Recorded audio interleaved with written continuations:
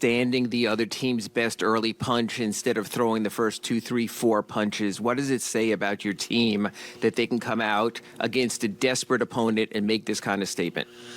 That was a solid, mature, professional approach. There's a lot of pent-up stuff here. And we're getting closer, but we still have to finish this off. But certainly the approach, and you can tell by just the morning session how much it means to everybody. But then you have to prove it and do it on the wood. And they did. Boston did come out, but we were able to get the game on our terms and sustain it, even through some of the runs in the first half and early in the third quarter. They sent more doubles at Jimmy today. What did you like about the way you guys handled that and maybe generate open looks off that?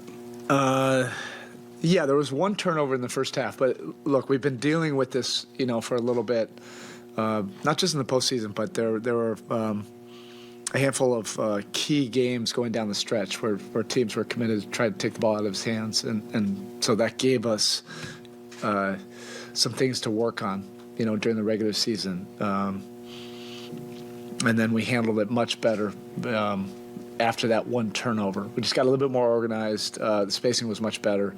And then the plays out of the trap, guys were assertive on the catch.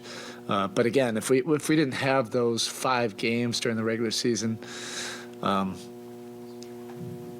we came in the next day and we're really working on it, watching film on it, just getting all on the same page about it, that it could be different by the time we get to the postseason. And then last series, obviously it was New York. They were pretty committed to that, so at least it was at the front of our mind.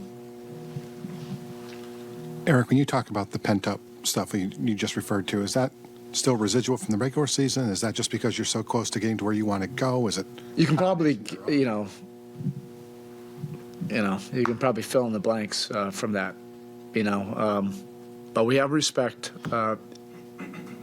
deep respect, for Boston, and everything that we went through previously, and some of the emotions are coming out, but I like that, and then we're just going to direct us and keep on focusing on the task at hand, and we'll decompress tomorrow, but we'll really get our minds right to finish this thing off. You've been very consistent since March, saying how much you liked the direction the offense was taking. And even if the threes felt like make or miss, what have you liked so much about the offense in the postseason? Well, I like the just the work, during the last 3 months of the season. I mean, it really was all season long, but the intention of coming in after really frustrating losses, watching film, working at it, being intentional, getting on the same page, over-communicating it. This is not working, this is working. Let's get to what's working more. And everybody just pouring into that process, those are gratifying experiences, particularly when, you're losing games and you're getting criticized for it, but you're still able to just come together and try to get it right. That doesn't always happen. Sometimes you fall prey to the criticism and it can go sideways. But this group showed, a resilience to try to get it right. And some of those tough lessons, during the regular season where we were losing games, because of that, we were getting better from that. How important has Gabe's pull-up shooting been, specifically during this playoff run, between the step-back threes coming off the screen? Yeah, I'm glad you mentioned that. It's not just the pull-up. It's just his assertiveness and aggressiveness and reading the game. I thought he had as much of an impact and put his fingerprints on the win in Game 2 as he did tonight. One of the games he had 4 points.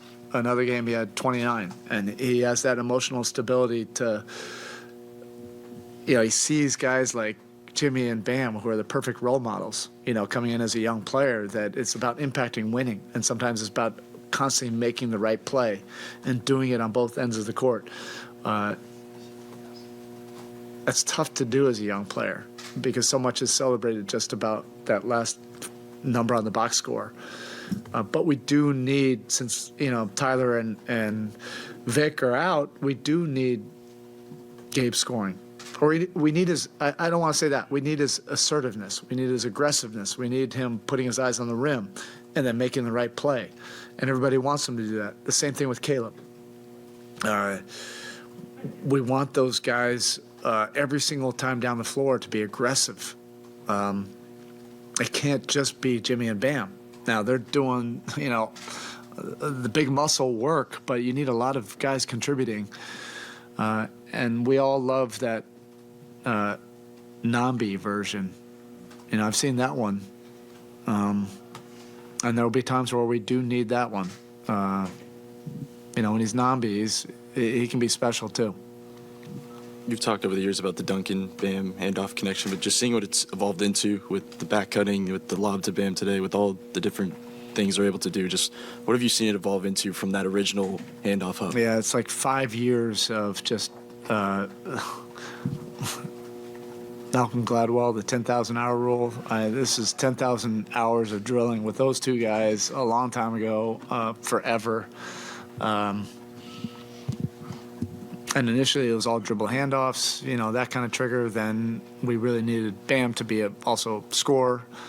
Then we needed Duncan to be able to put the ball on the floor, to be able to back cut and all this stuff, and then try to connect that and get everybody synergistic. And that takes some time, when both guys are trying to develop new parts of their game. But this is the constant evolution of two guys trying to get it right.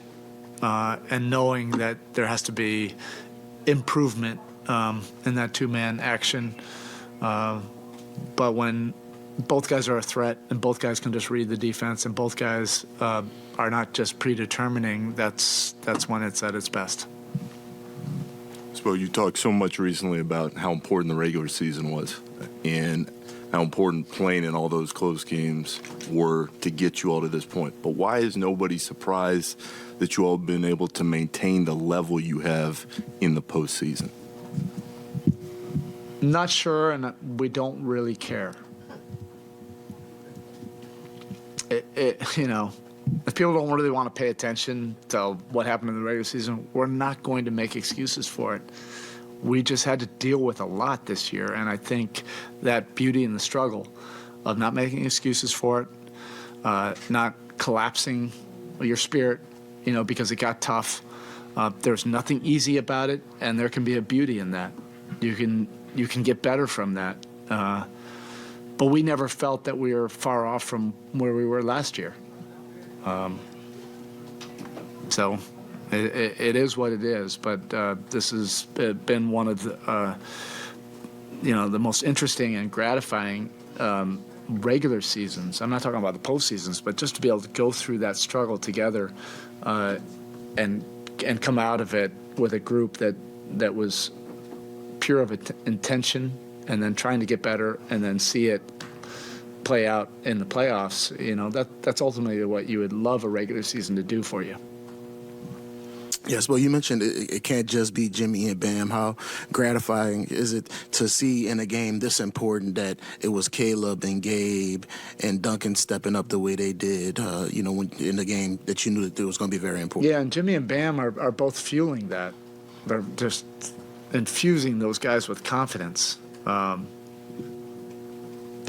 all the moments of truth, Jimmy is going to put his will on the game. And that's what everybody wants from him. And the same thing goes for Bam. The beauty of that relationship is they both know at this point how special and unique that partnership is. As a head coach, I love seeing that. They both see it in each other. But then they also know that they have to impact everybody else on the roster. And we talk about it all the time. You want to breathe life into other guys and ultimately enjoy someone else's success. But that takes great emotional stability. You know, there's a lot of pressure and voices and noise, coming at you from a lot of different ways. But those guys get it. And you're seeing, some of the role players, really grow and be able to expand their games. That only happens if your star players really want that. Last question. Erik, how's Kevin's ankle? Yeah, we'll find out. He says he's fine. He was a little bit scared about it. He said he probably could have gone in the second half, but he just wanted to reevaluate it. We're up 15, and I was like, all right, let's just make sure we know what's going on. That's where I'm going right now. Is to meet with the trainers and just find out exactly what it is. I don't even know if it's his ankle. At this point, he was just, how he is. He's a tough veteran guy. He said he was fine. So we'll see tomorrow. Okay, thank you.